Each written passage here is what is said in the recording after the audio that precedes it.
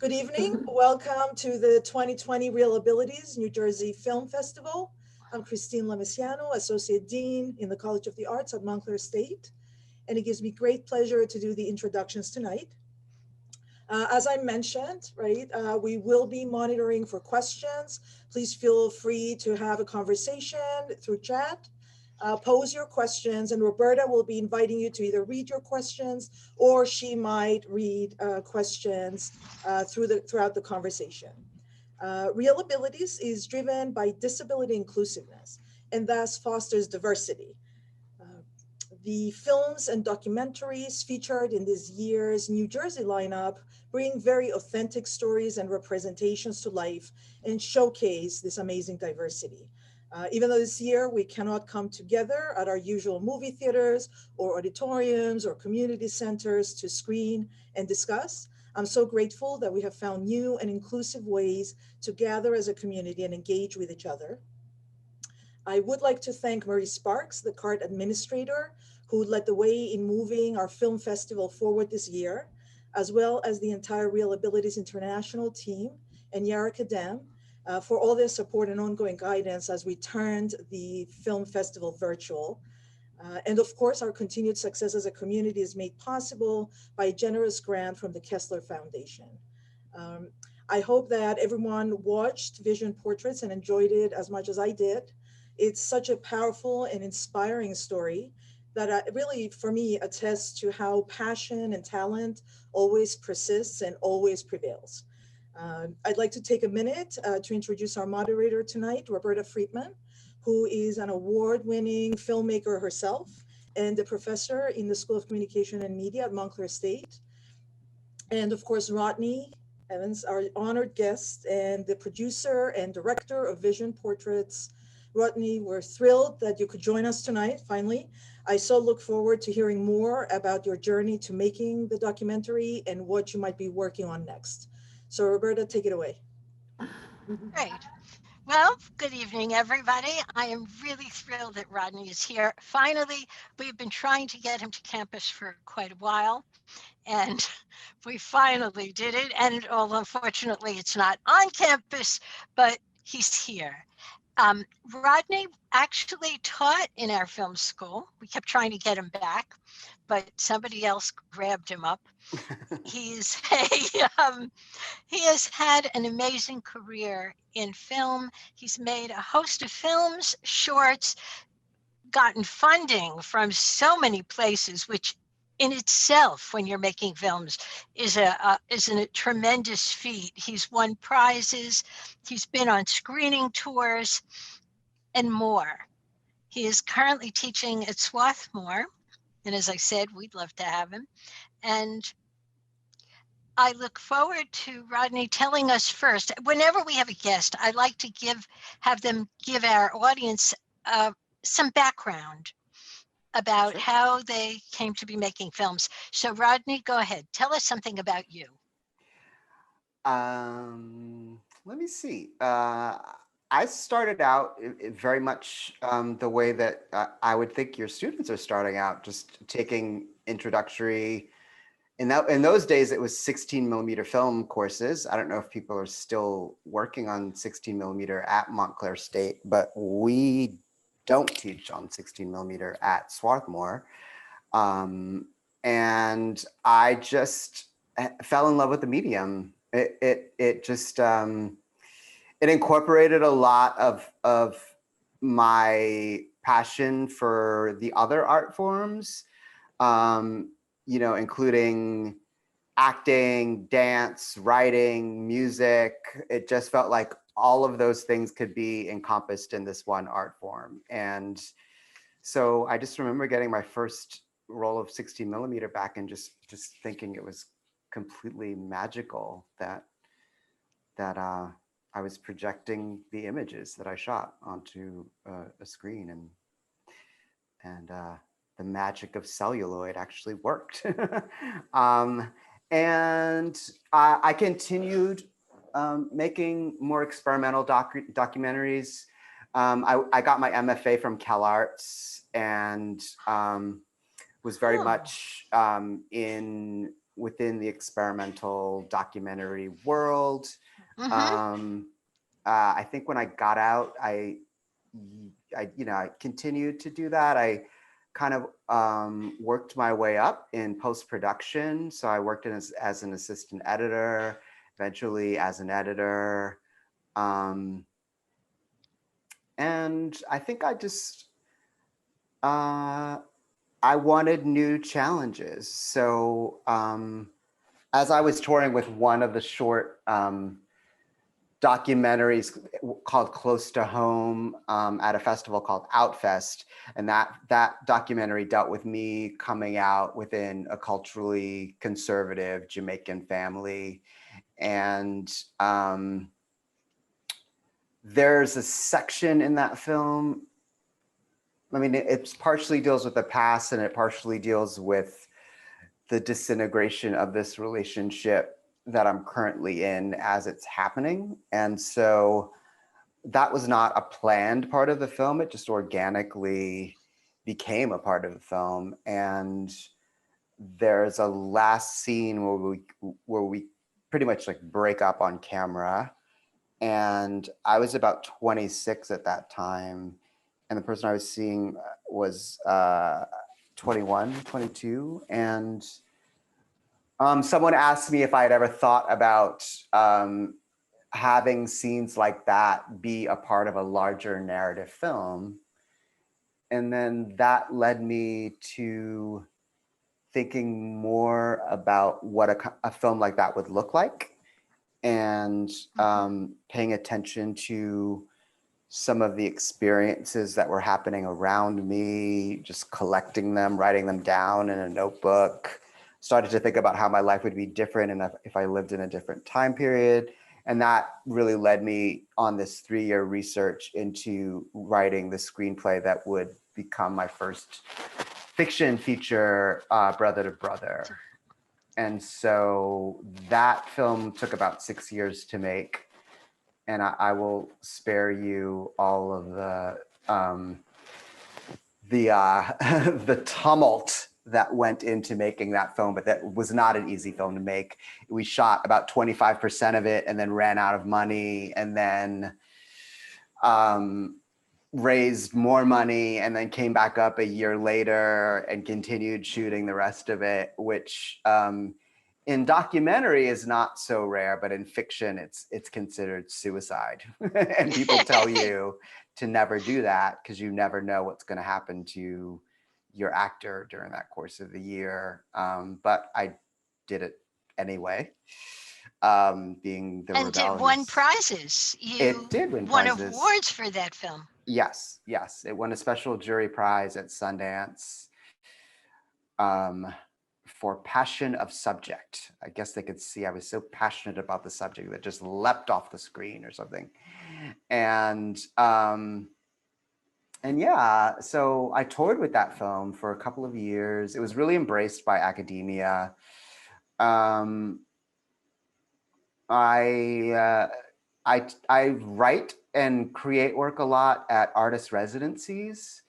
So I love artist residencies. I feel like they're America's best kept secret for artists. There are these places you can go to that house and feed you and give you a nice studio.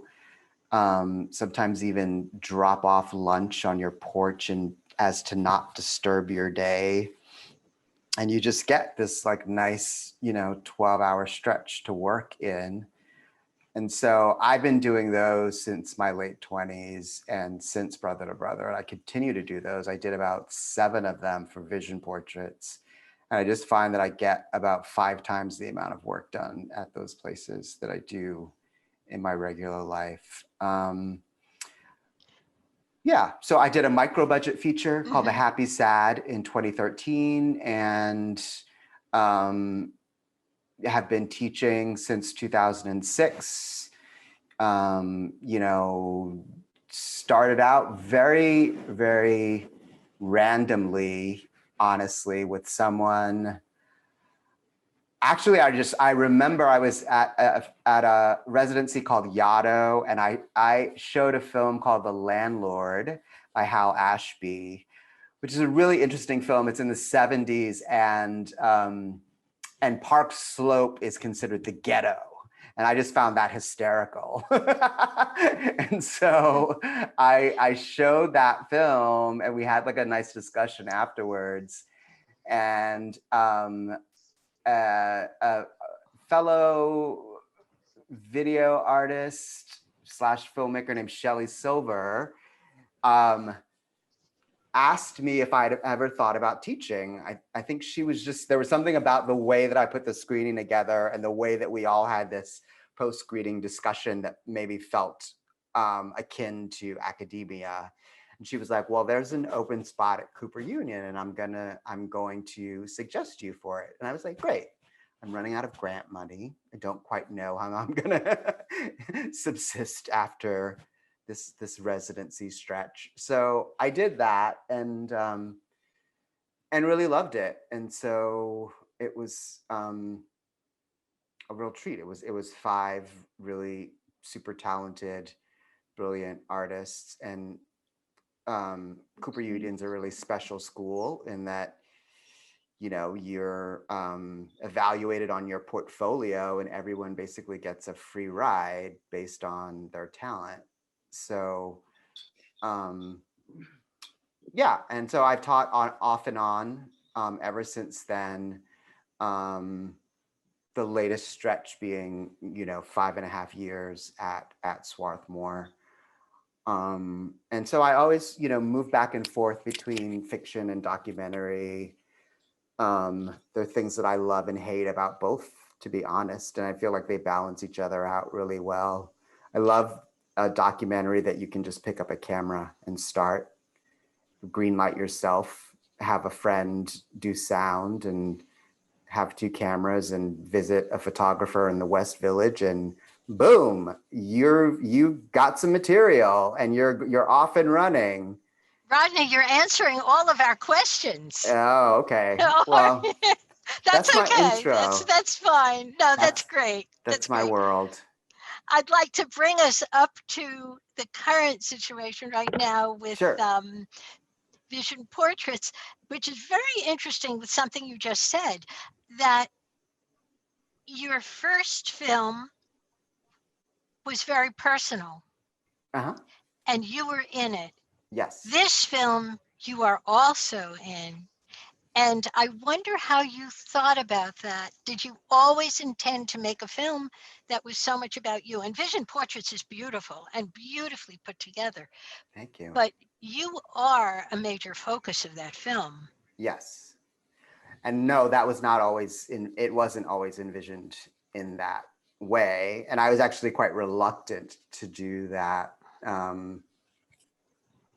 Yeah, I don't know. And when I did it in 1998, it was, you know, pre-YouTube, pre-social media, you know, and it felt, you know, I knew that it was part of a, you know, a history in the avant-garde, like the diary films, and, you know, people like Leslie Thornton and Sue Friedrich and,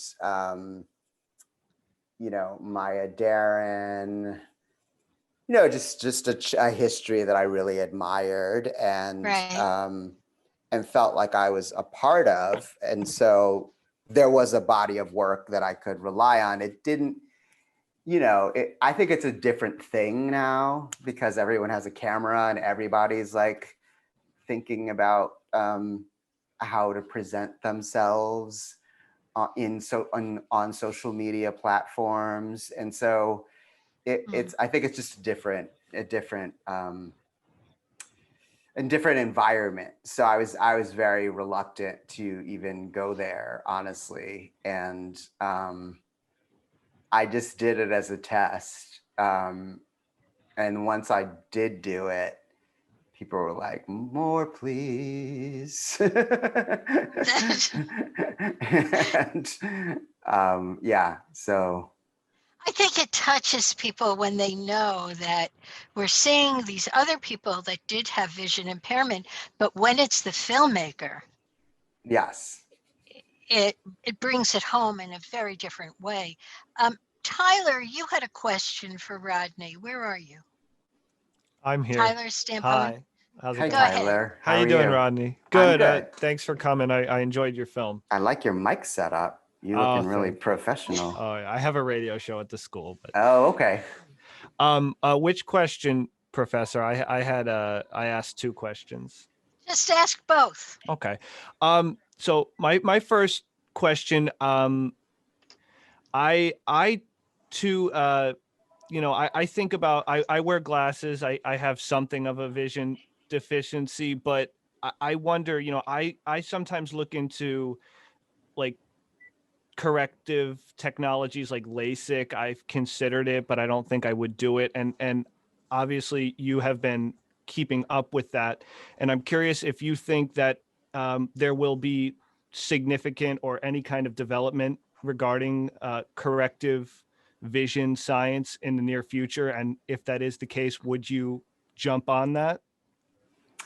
Well, yeah, I do. I do think there is, and part of what you see me doing in the last, I guess, what is it, third, when I'm in Berlin, is going through a kind of cutting edge, newer procedure that is, it's basically sending low level electricity to your brain to kind of jumpstart your retinal cells that aren't working in order to widen your peripheral vision. And so that is kind of a newer method that that actually is more prevalent now in the US. I think since I made the film, there's definitely someone at NYU that does it.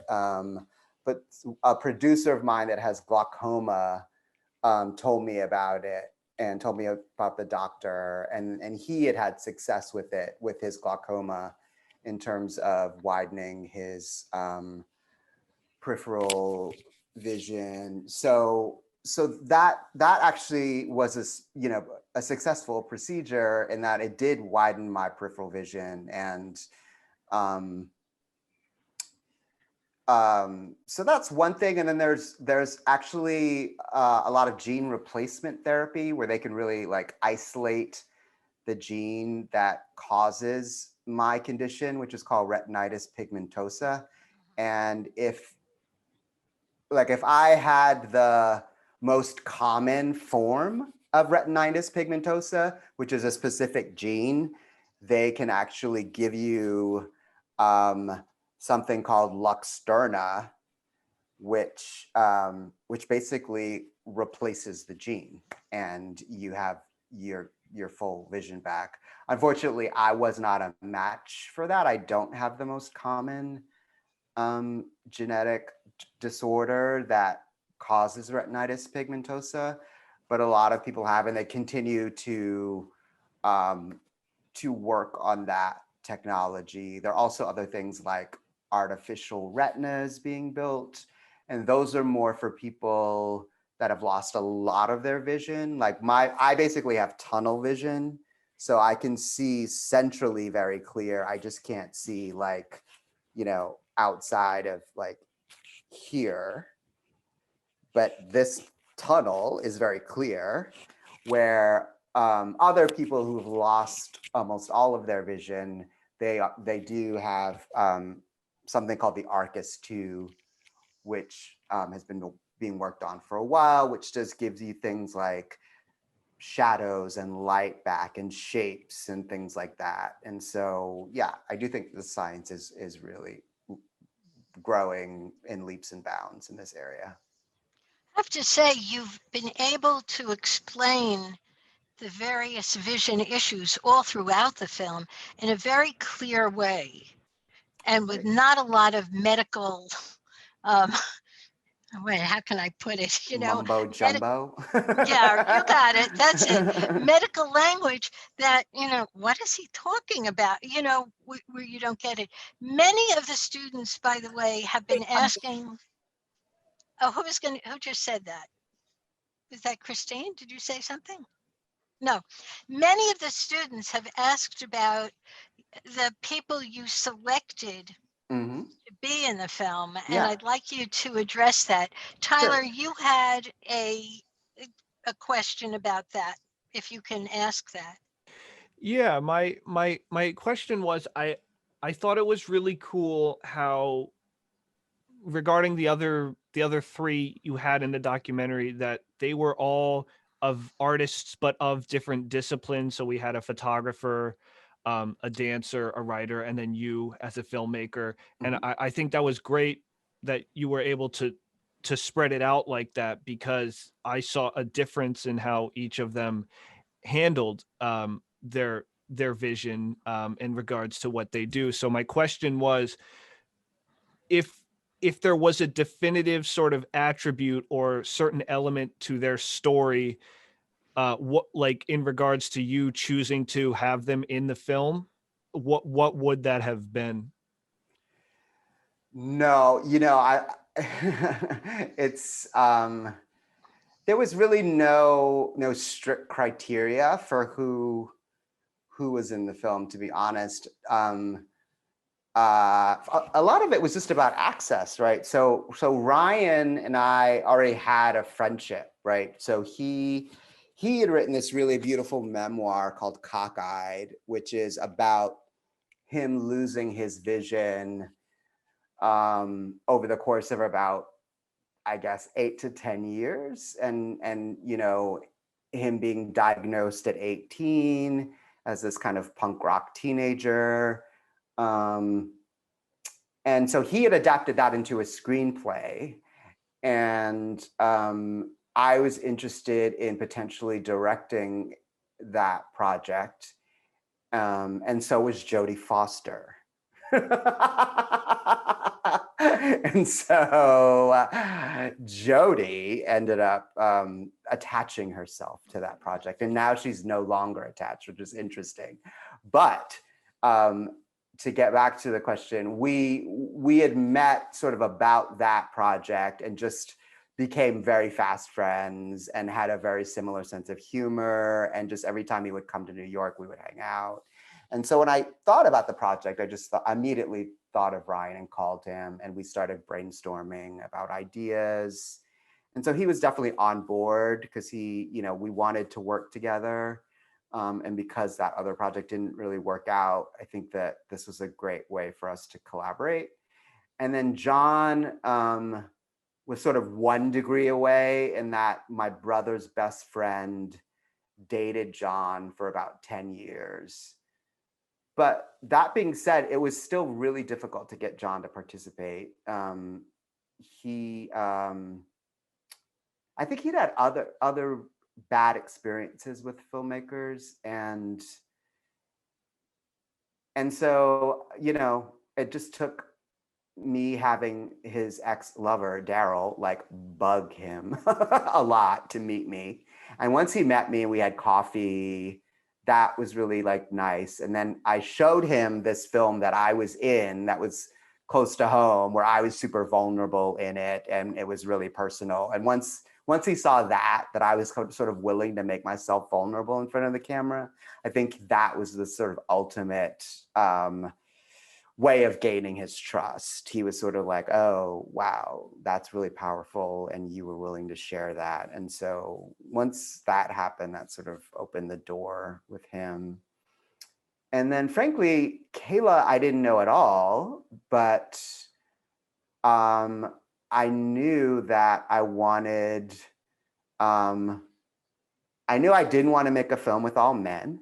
And I think I knew that I wanted more people of color in the film. And honestly, I was at Swarthmore with a colleague in the dance department, and I was like, Juma, I'm looking for an African American female dancer who's visually impaired for this project. Do you know anyone?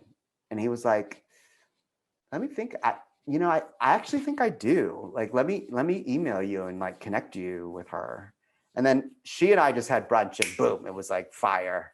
And she was in the last week of rehearsal on this 3-year project she had been working on about, you know, her low vision and how that had impacted her identity. And so it was just like this great, like,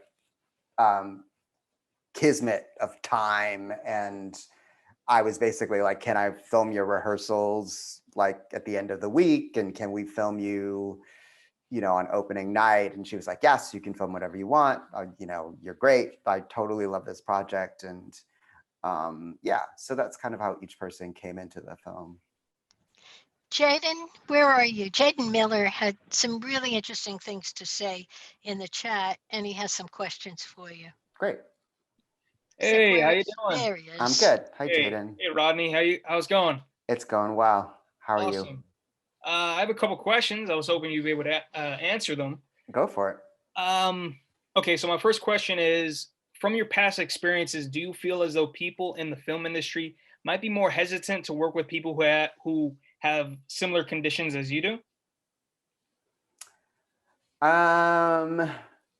Yes, I do think that it is a liability to be out about your disability. And one of the things that I wanted to, that hopefully the film is doing, I think is lessening the stigma and the shame around disability and visual impairment. And, you know, I think the more of us that are out and disclosing that we have disabilities and that we're still able to make work, and the less people can frankly get away with that kind of ableism as an excuse, right? Because I've had this diagnosis for over 20 years. I made Brother to Brother with this diagnosis. I just never told anyone about it, right? And so, but I will say that I do think that it probably would make people reluctant to hire me. It's not something that people would say to my face, but I do think that, like, I probably wouldn't be at the top of the list because people would underestimate what someone who's visually impaired is capable of doing, even though I have this whole body of work that should speak for itself. I do feel like there's still a certain amount of ableism within the film and within the film industry. And yeah, and frankly, it sucks. You know, I mean, I have a lot of friends who are disabled filmmakers. A friend of mine was one of the directors on the film Crip Camp. I don't know if any of you have heard of that or seen it, but it's on Netflix, and it's definitely a front runner for the Best Documentary Oscar.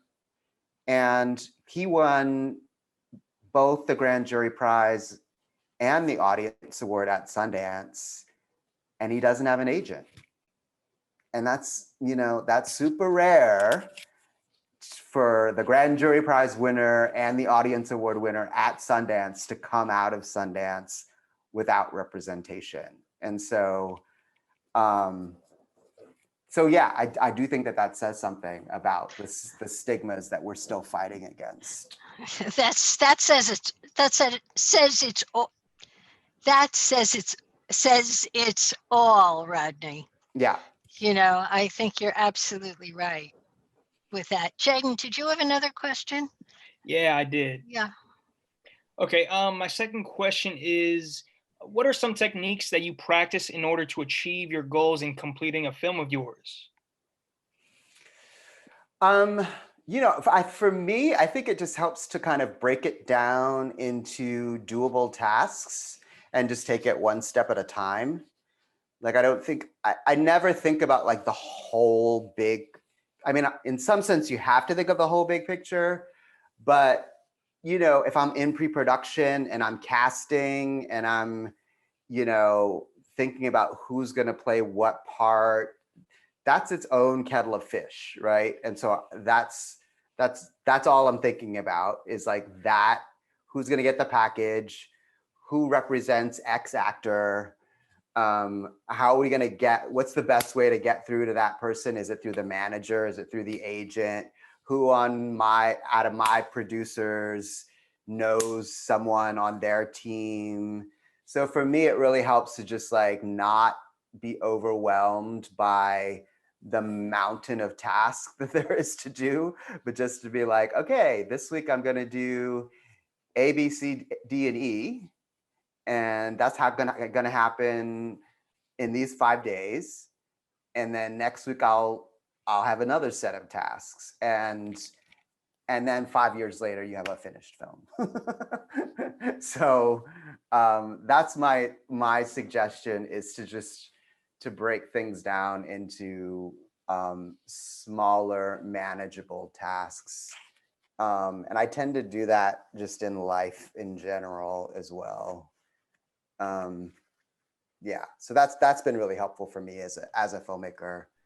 And not having too many projects going on at once, but not just having one thing. So maybe having two things where you can switch if one thing doesn't feel like it's moving, or the momentum is kind of out of your control. There's a global pandemic happening, and like, you know, the PPE and the testing drives your budget up by 25%. And you're like, holy shit, now this movie costs X. And like, I'm just going to wait. I'm going to wait till there's no global pandemic, because I can't afford that 25% bump.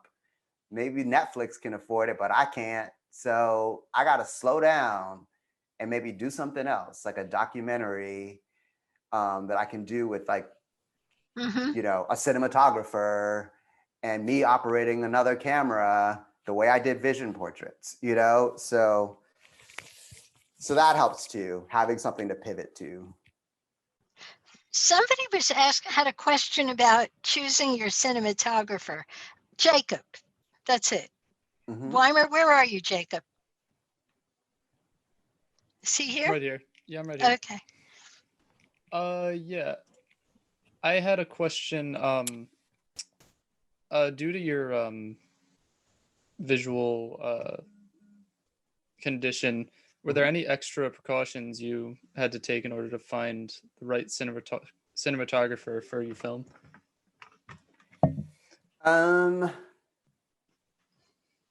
Not so much precautions.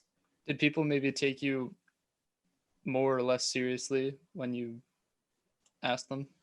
No, I mean, there were people who I very organically met through my life. It wasn't like I got like a bunch of resumes and you know, like went through resumes and watched people's work. It was more like,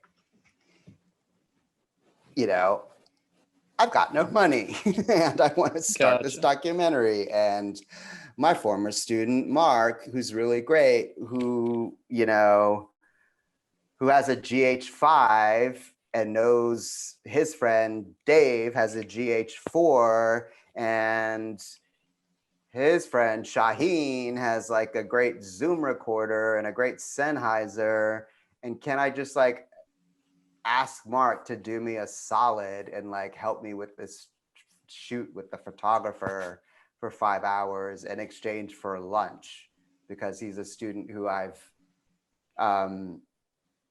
I executive produced his short and got him this actress from Orange is the New Black to be the lead in his short, and it premiered at Tribeca and was a finalist for a Student Academy Award. And so there, you know, there's a lot of like just like I feel like whatever, just kind of bartering that happens with independent filmmakers, because this is maybe like I would say, when did we start shooting? Yeah, maybe 2 or 3 years after he had graduated. So he was, you know, editing, doing freelance work, but still had time.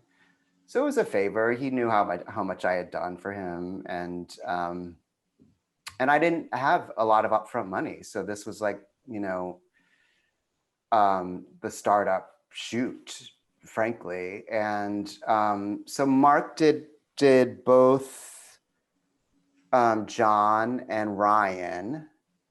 Um, and yeah, you know, I would always pay for all the travel and all the food and treat them really nicely. Um,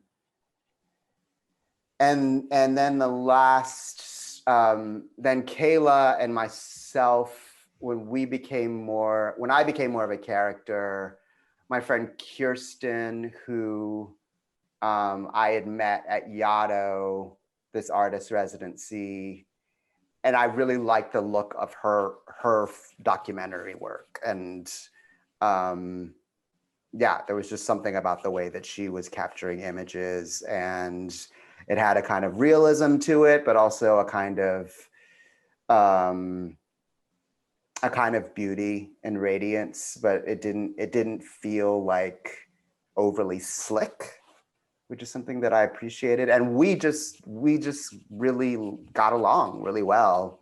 And I showed her the cut of John at the end of the residency. And so she was really helpful in she's also an editor. So she helped me sort of be a little bit less precious with John's material. And she was like, it's good, but there were questions that I had about process, and I think I was being really careful about preserving the composition of John's photographs. And she was like, "Ugh, who cares? Just like, you can crop it and like go in for detail and then pop back out and, you know, make 3 shots out of 1 photograph. And like, you just, instead of us talking about it, let me just like show you what I mean. And then if you like it, you use it." And so we just began this creative relationship that way. And then we live like 3 blocks away from each other. So that makes it really easy too. So yeah, it's more friendship and people with skills. Gotcha. You know, given your background, and I also went to CalArts in the experimental department. Really? Nice. Yeah, we have to talk about that. Interesting. Probably a lot before you, but that's Yeah. okay. Several of the students were asking, and I was going to ask you the same thing. How did and the filmmakers that you mentioned just before, like Leslie Thornton, Yeah. people that they're experimental filmmakers.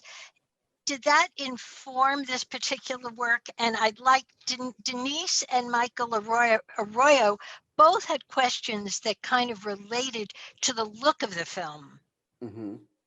So if Denise or Michael, whichever one of you. Hi.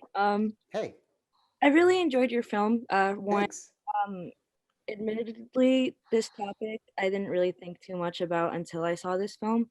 Uh-huh. So, in other words, like it made me aware that, like, you know, I didn't really think about filmmakers that had like a visual problem, but now like it's something I'll keep in mind. Um, I was fascinated with a lot of the imagery in the Mhm. film. Some of them came off as abstract to me, and others were a little more straightforward. For Yeah. example, um, when uh, when one of the artists were talking, the writer, I forgot his name. Was it Ryan. when Ryan was speaking? He kind of gave like a metaphor, or he was speaking about blindness, right? Mm-hmm. And talking about it, there was an image of a train going through a tunnel, Yeah. and then it black. So like a lot of the imagery was straightforward like that, but others were like there were like distorted letters or like spots against like a white screen. So I Mm-hmm. wanted to know what was the thought process in choosing which images to have in the film, and where you like the decision of where you put them. Yeah. So I would say that like a lot of the decisions were made by like wanting the viewer to be in the subjective position of those artists, right? So when Ryan is on stage and he can't read the book that he's pretending to read from, and everything is sort of jumbled in his mind and he's getting lost and he's just like repeating things over and over again, and it's super embarrassing. And so I've kind of visually wanted the viewer to be able to understand that. So that's like using macro lenses and distorting, you know, words to the point where they're just letters, and then maybe you move into a space where the letters start to make a little bit of sense, and then it's taken away from you, right? And so that would be one example. Or, you know, when Kayla talks about you know, this period of 4 months where she really, you know, ostensibly lost most of her vision, that involved, you know, shooting through a lot of like cracked glass. Like, honestly, I'll tell you one day when I wasn't being very careful, I bumped into a bookshelf, and the award that I won from Sundance like came crashing down onto the floor and broke into like 4 pieces. And I was like, oh, great. The most prestigious award I have. And it's just broken. Like, lovely. Love that. Love it when that happens. And so Kirsten came over the next day and she was like, can I borrow that? And I was like, yeah, sure. And so she like used it as a way to just like bend light in these really amazing ways with macro lenses, and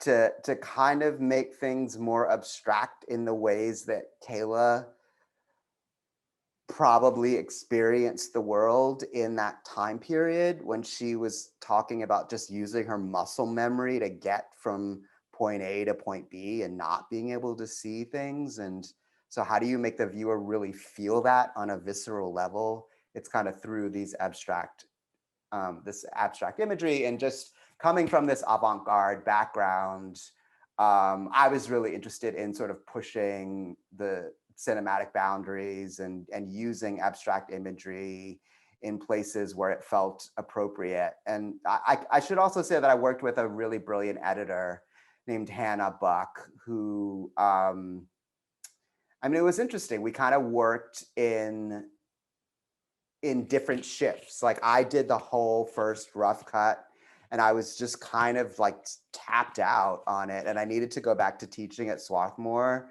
I'd seen a film that she had cut called Memories of a Penitent Heart that had a lot of like allegorical, abstract imagery used in it. And I just thought it was really beautiful. And we met, and I, you know, she asked to look at the drive and go through the material. And she was like, yeah, I'd love to do this. Like, I'm in. And at that point, I was so sick of looking at the stuff, to be honest, and it felt great to just have a fresh set of eyes.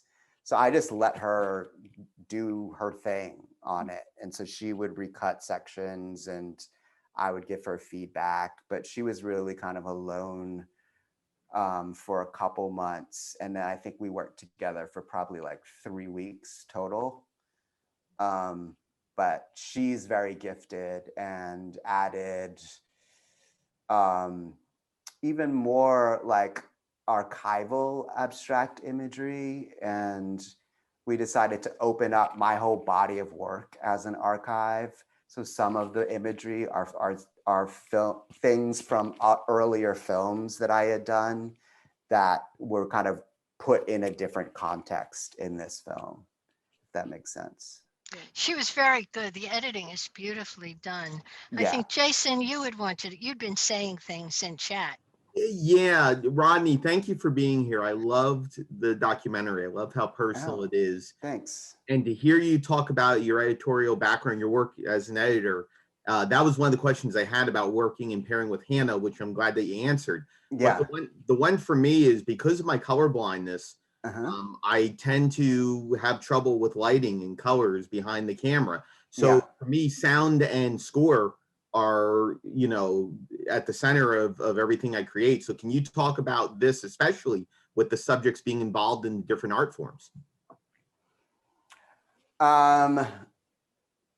Yeah, you mean talking about it from a sonic perspective? Yeah, Or talk about the audio design with sound and score. yeah. This great woman named Abby Savage. I had seen this amazing documentary, and now I'm gonna. Okay, I had seen her work in this documentary called Bronx Gothic. That's about this amazing performance artist. And I saw it at Film Forum, and there was just something about the sound design and the way that she was using soundscape as score that I thought was really, really beautiful. And so I knew that I wanted to work with her.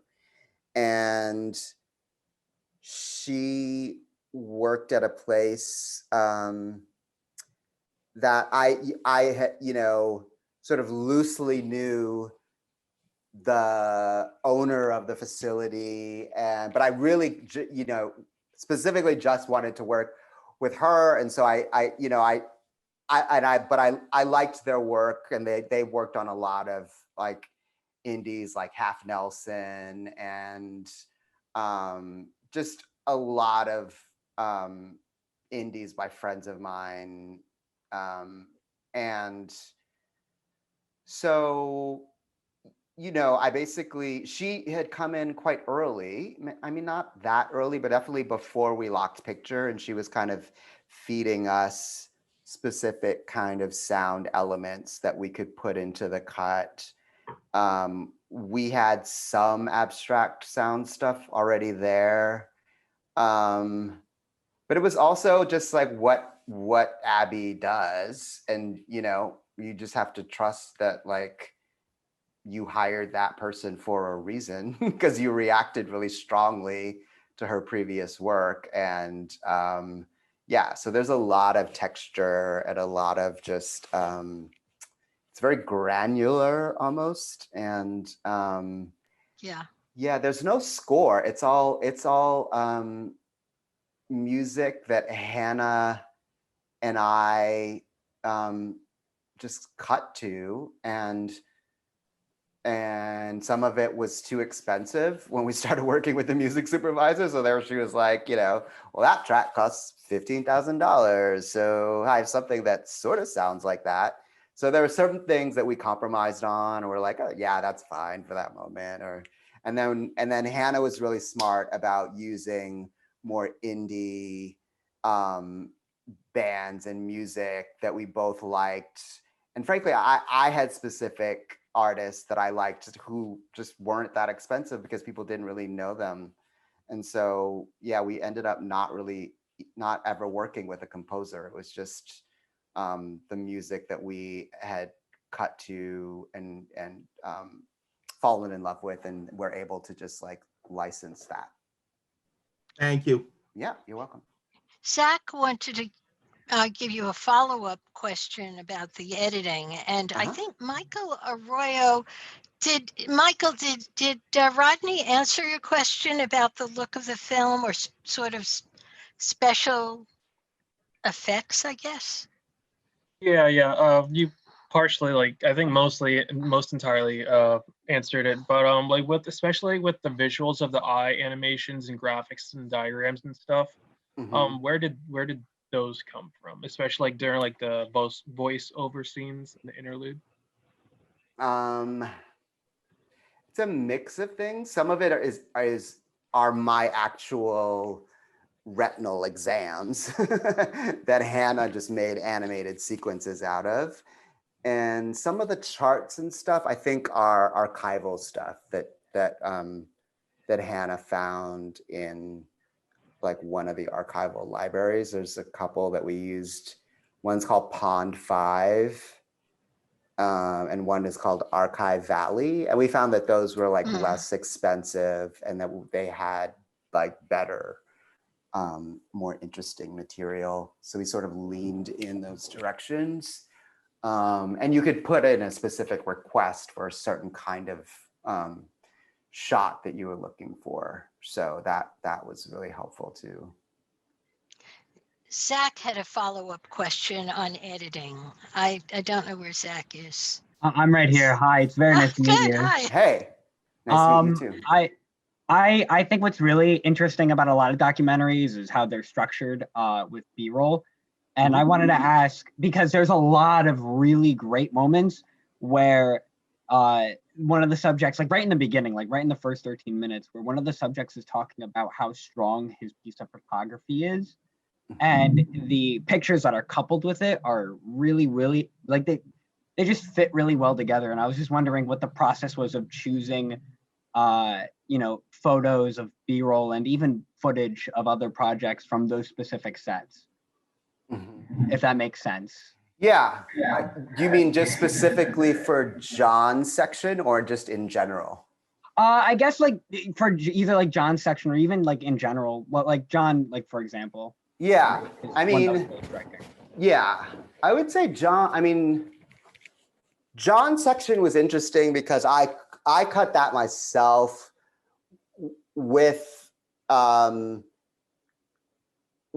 Kirsten collaborating, a little bit, and sort of nudging me to not be so precious with John's material. And so but I had sort of sequenced it in terms of the photographs that I was using, and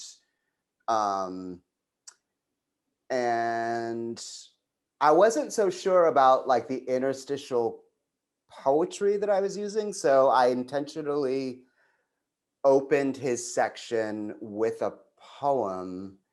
And I just remember after finishing his section, I really liked the way that it just worked on it on its own as like an 11-minute piece.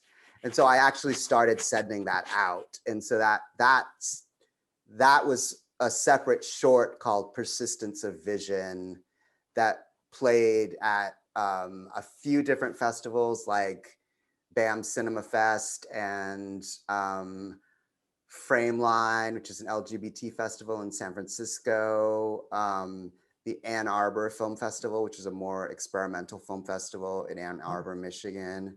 So that being said, I had that section cut, and then when Hannah came in and we were working on the feature, she kind of opened it up more and added more sections where there's more observational moments where I'm talking to John. So once I became a character, it sort of changed the rules of the game, where I could now sort of be on screen interacting with John, and he could be telling me things, and it brought in these nice moments where the film could breathe a little bit, and when it was a short, a lot of it was mostly just John's voiceover with these montages of photographs, and I wasn't in it at all. So it definitely opened up and changed more, and Hannah swapped out some of the photographs, did some nice animation where like the hands feel like they're like reaching up to each other. Right, yeah. Stuff like that. That's like her putting her own little flavor on it. But like, yeah, it was a collaboration, but I wasn't precious about the ways that I had cut things. And so it was just like whatever's best for the film. And so she was one of the person that was really pushing me to be more a part of the film. And so frankly, she was the one, I think at one point she was basically like, look, Rodney, we could do like a film that's like chaptered and it'll be good. It'll be interesting, right? But like we could make a great film where like you're in it and you are the person that is changing throughout the film, and like you are the anchor that like the audience follows, and you are the arc of the story. And I think that is a great film. And I think, so what do you want to do? Do you want to make a good film or do you want to make a great film? And I was like, Jesus. That's really, really intriguing. Yeah. I have one follow-up question, if it's all right. Yeah, totally. You mentioned before that like when you started to cement yourself as a character, and even with other people, it kind of just, had a very, I guess, like a flow to it also. I mean, like, what do you think is much more important when it comes to making these sort of documentaries on these touchy subjects, the emotion and the rawness of the characters themselves or the story that comes with them? Or do you think they coincide together? I think they're inextricably linked. And I think that that it always helps to have a through line or thread that's kind of connecting everything that in this film I am. And you know, and it took me a while to figure out how to do it. I went down some wrong paths or some paths that I didn't like. Like I really didn't like the idea of writing voiceover and performing it. Like I wanted my voice to be as conversational and sort of matter of fact as everyone else's voice. And so a lot of my voiceover is Kirsten interviewing me about things that Hannah needed for the cutting room. And then she would just call the voiceover from the interview as opposed to me writing something and then feeling like I had to kind of perform it. There was something about the performance of it that just made me self-conscious and that I just didn't like the way it was turning out. And so I wanted to make it as cohesive and as similar to the tenor of other people's voices in the film. Right. So that was like the technique, just have someone interview you. Emma, you were asking a question that relates to some of what Rodney's been saying. Where's Emma? Forgot that I have to unmute myself, but I do it all the time. Yeah, I was started talking. I was like, hello. But anyway, There she is. hi. Thank you for coming and talking to us. I really enjoyed your film. Oh, thanks. My question was, well, I actually had two questions, but one of them was that I was wondering what your thinking behind adding the black screens with the text was, and how did you decide exactly what you wanted those parts to say? Because even though those parts were silent, those are the parts that caught my attention, if that makes sense. Yeah. And they I don't know, like they all said something very specific. And it was really interesting to me, and I just wanted to know more about that. Yeah. Thank you for that question. Those were very different for me. And yeah, I there was just they were honestly like a reaction. I was doing a lot of research and I was reading a lot of just like disability studies scholars. And, you know, I guess the way that scholars in academia work is that they read a lot of research and then they do their own scholarship. But the ways that it was working for me was that I was reading these things and then these really like succinct, short poems were like coming to my mind. And so I would read like a chapter of something and something very specific about my experience would be sparked, and then it would just come out in language and I would just write it down really fast. Oh, wow. So you wrote all of those things that were in Yeah. That's really cool. Yeah. And they were all in reaction to like scholarly texts about blindness and scholars like Georgina Klieg, who writes a lot about blindness and audio description. And yeah, I was just I guess it was my strange scholarship of like they were literally like laser beams from my brain onto the page instead of like, you know, some huge scholarly tome that like a lot of my colleagues would write. Mine were just these like succinct poems about my experience. And I wrote about 12 of them, and I don't know, maybe 10 or something over the course of a couple summers. But it was happening in you know, very specific times when I was really relaxed and would read for hours, and then they would come, and I didn't really question them, but I was always at like a really safe residency with a lot of time, and I was like, okay, these things are coming, I'm just going to write them down and type them up, and Yeah, and I didn't even, I wasn't sure about them. And so when I tentatively put one at the beginning of John's section as a test, and showed it to Kirsten, I was like, I'm really not sure about that. I'm thinking of cutting it out. And she was like, oh, no, no, no, no, no. You can't do that. That's like such a great way to enter the film. Honestly, I loved it. Yeah, thank you. So that's how those came. We only have we've time for like just one or two more questions, but Mark Zuniga had a question that I thought was very interesting and a good one for us to kind of come close to the end of. Where are you, Mark? Did you say Zuniga? Zuniga. Oh yeah, it's Marty. Sorry, Marty.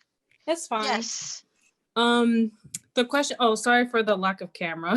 No worries. But I like your picture. my question is, hopefully this question is not like offensive or anyway, but someone who can't see, was it hard to film?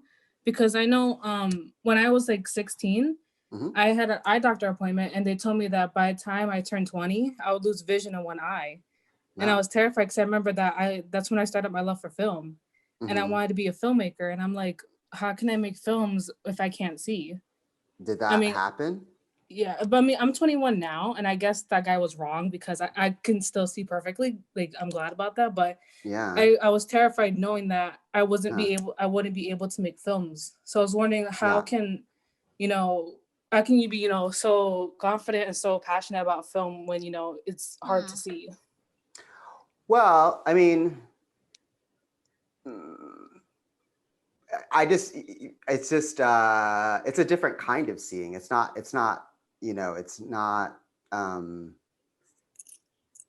I'm not blind to the extent where like I can't decipher things. It's actually really helpful, as I say in the film. Like on some sets are really chaotic and they're filled with things that I don't need to be thinking about as a director.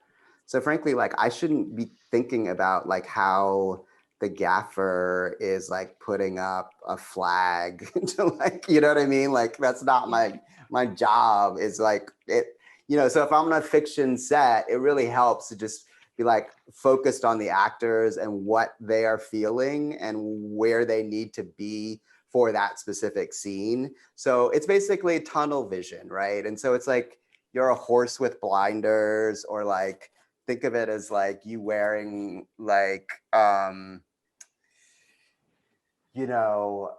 set of VR goggles or something, and that's just the way you see the world. And like I'm really used to it. So it's just, I know that there are certain things that I can't do. Like I can't run around backstage following Kayla when it's really dark. And I could, because I can't see like below my chest, I potentially could trip over something and break a really expensive like Zeiss CP lens that costs more than the entire camera, right? Because I like had the school buy those lenses, so I know exactly how much they cost.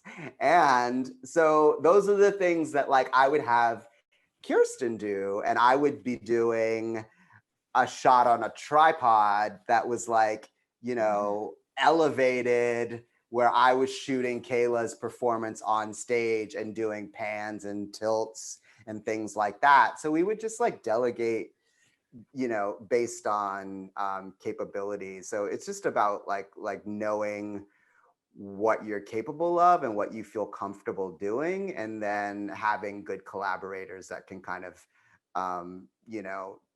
strengthen the places where you feel you're not as strong.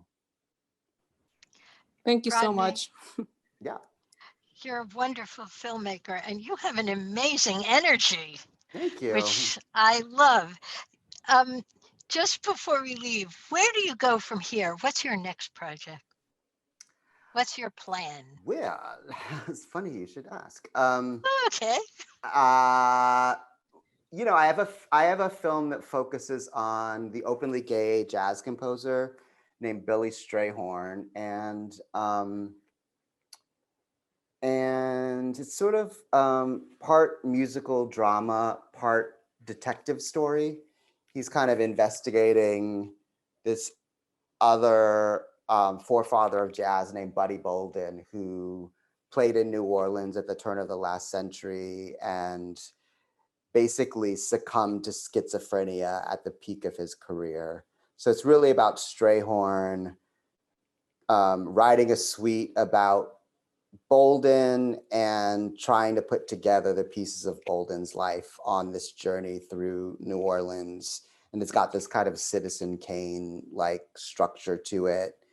And yeah, I did a short called Billy and Aaron in a directing workshop that played at Tribeca and BAM Cinema Fest, but I never really liked that much because I did it in 8 hours on mini DV, and I actually just showed it to my producer, and he was like, "Why didn't you show this to me earlier? Like, this is amazing. Like this is ridiculous. Like, this should be part of the package that we're sending out." And so I'm partially casting that, and then also doing a lot of reading about things that could potentially be documentaries as well, because that's a film that I don't think I'm going to try to shoot while we're in this global pandemic.